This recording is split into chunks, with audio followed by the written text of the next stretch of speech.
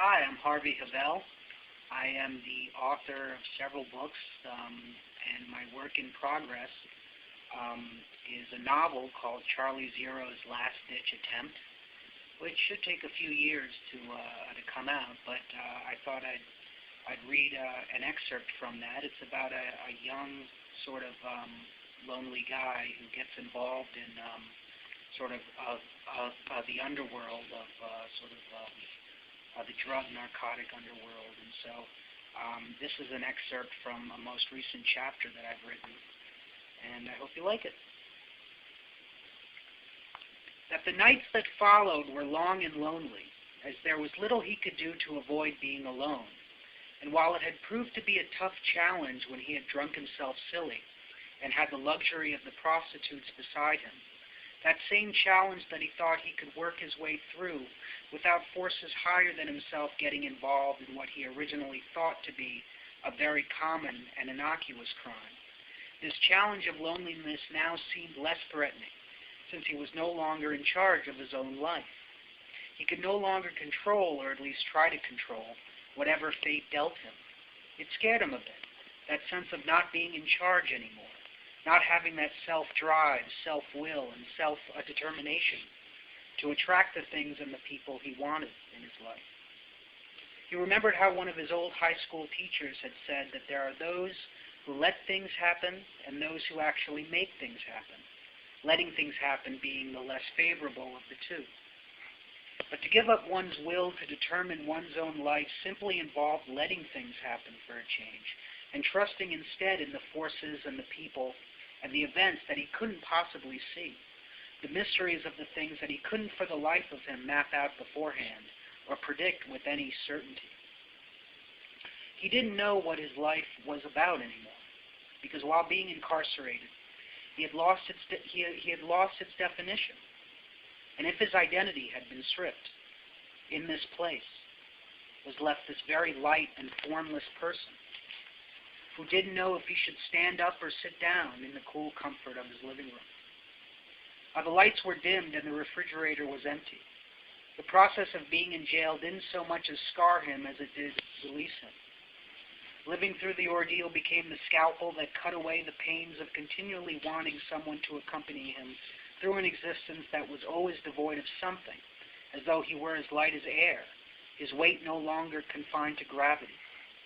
This feeling that he was the same person but not the same person at all, that he was a part of his world but at the same time totally aloof from it.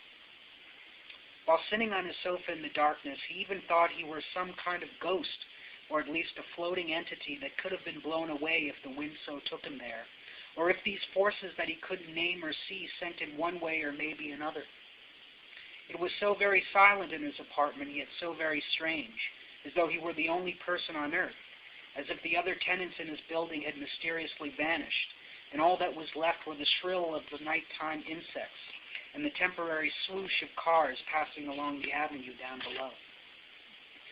Perhaps he wandered between the lands of the living and the dead, but did not know it yet, as there was no handbook or guidebook or map to show him where he should go next or what to pursue. And if it involved any self-will on his part,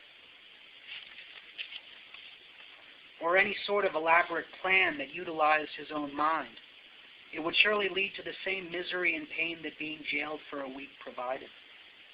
It was more the case that some piece of the puzzle that would have otherwise completed him had been moved or misplaced. Even though he sat in the darkness, lost in thought, he wasn't exactly so alone. Surely there was a physical need to touch someone in the darkness, or at least exchange a few words with anyone within earshot. But again, he no longer had control over who would end up passing through his life, or if a woman would magically drop from the sky.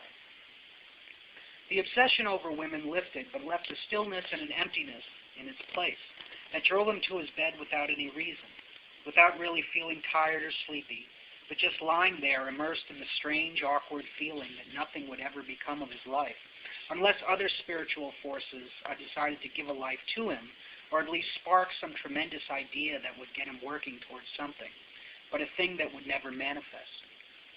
He could no longer foresee or predict what hid behind corners.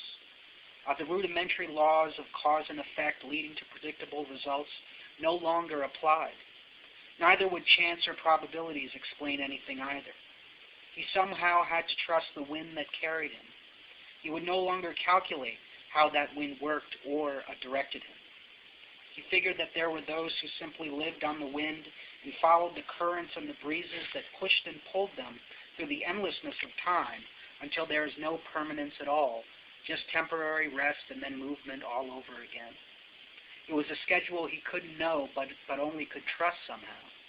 It was like taking his first steps with all the fascination, awkwardness, and timidity that accompanied a changing consciousness and cleansed perceptions that had once been so firmly rooted in his desires, but were now no longer there.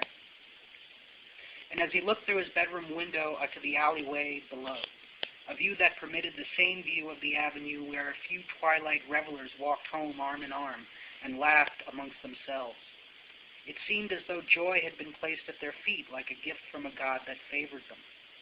He really wondered how much longer it would take for his intense desires to lift.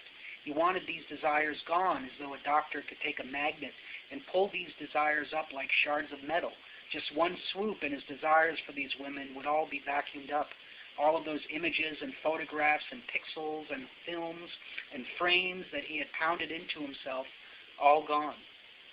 Perhaps it was way too late for these desires to be pulled like spools of spaghetti, a hand that tugged out the soft, diseased tendrils of desire that had warped him so thoroughly.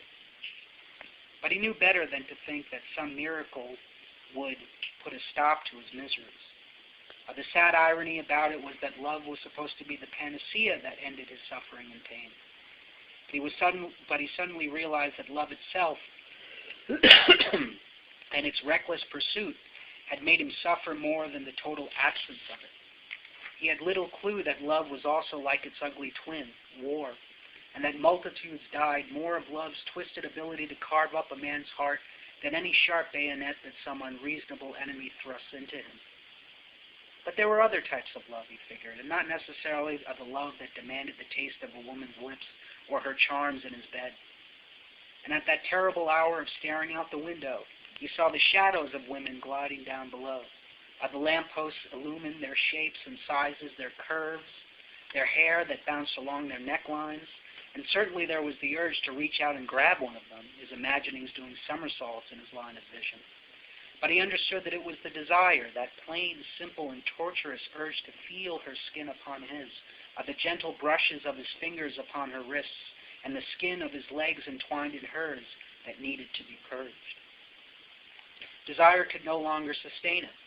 It brought him to his knees in the cruelty that a more spiritual world demanded of him, as though a part of him had been ripe for conquest, not by any woman, but by forces he could neither see nor define, as though his entire body and mind were instead a part of some incalculable order that he had little choice but to come to terms with. And no, he didn't go willingly. It seemed as though he had fought it for years and years with tooth and nails flying about this way and that. It was the worst kind of abuse, but he knew he had to give up. It was like a red-hot poker that jabbed into his most loving centers, purifying desires so relentless that they would have surely killed him if he continued. And in their place remained the vapid air that hung without any sympathy or remorse, or without any righteous praise or compliment, just this heavy air that takes silence as its partner, an air so empty that his weak body could only stand listless, as though the slow death of maturity had finally found him. It gave birth to a darkness that drowned the room, the appliances in the kitchen dead and obsolete, the furniture layered with dust, and he had many hours to go before morning. He hoped the sunlight would at least make him forget all about it, forget that he ever desired a woman in the first place. He crawled into bed and buried his head beneath the pillows in an effort to dream of something that didn't involve anything he knew or remembered. Thank you very much.